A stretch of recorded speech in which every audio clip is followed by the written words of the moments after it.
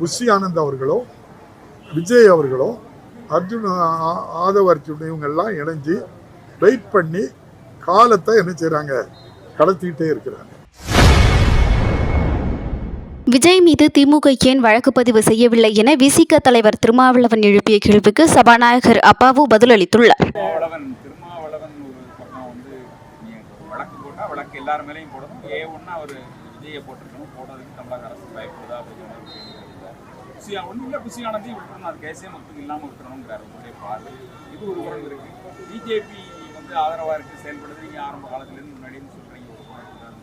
ராகுல் காந்தி தான் முதல் அரசியல் தலைவர் விஜய்கிட்ட பேசுறது. அதை எப்படி பார்க்கிறீங்க? எதையுமே நான் குறைய சொல்ல விரும்புகிறேன். எல்லாருமே அவங்கவுங்க கடமையை செய்தால் சரியாது. எனக்கு அதில் ஒரே ஒரு வருத்தம், நம்முடைய தம்பி விஜய் அவர்கள் புதிதாக கட்சி ஆரம்பித்து அந்த கட்சி ஆரம்பித்த காலத்திலிருந்து என்னென்ன கட்சி ஆரம்பித்த காலத்திலிருந்து நீங்கள் தான் என்ன சொல்கிறீங்க. ஏன்னா புஷி ஆனந்தும் அவருடைய நண்பர் உள்துறை அமைச்சர் அமித்ஷா அவர்களும் நண்பர்கள், அதனால அவங்க சொல்லி ஆரம்பித்தாங்கங்கிறது எல்லாருக்கும் ஒரு தெரிஞ்ச விஷயம். இப்போ எல்லாரும் அதை ஏற்றுக்கொள்ளக்கூடிய அளவுக்கு இப்போ இப்படி நடக்கு.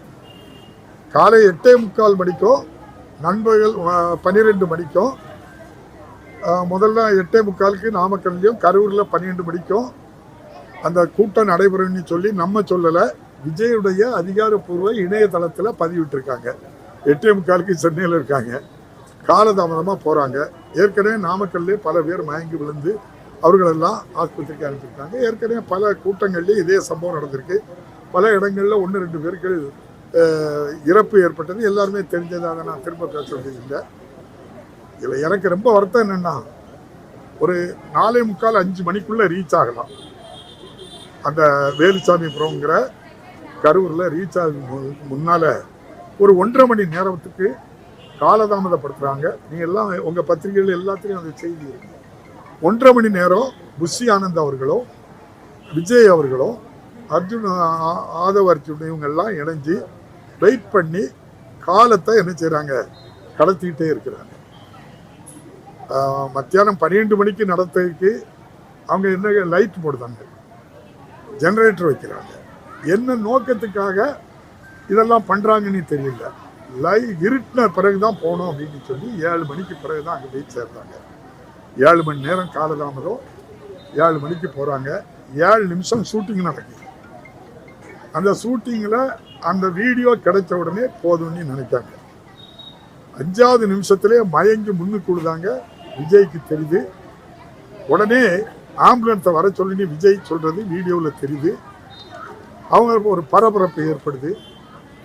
ஒரு நல்ல அரசியல் தலைவர்னா உடனே நிப்பாட்டி பாதிக்கப்பட்டவங்களை அவங்களுக்கு தேவையான உதவியை அனுப்பி பேச்சை நிப்பாட்டி மைக்கில் என்ன சொல்லணும்னா, மயங்கி விழுந்திருக்காங்க, யாரெல்லாம் மயங்கி விழுந்திருக்கீங்களோ ஆம்புலன்ஸ் வர்றதுக்கு வழி விடுங்கன்னு சொல்லி முதல் ஆம்புலன்ஸு தமாக கொடி கட்டிய ஆம்புலன்ஸு, அவரோடு வந்த ஆம்புலன்ஸ்.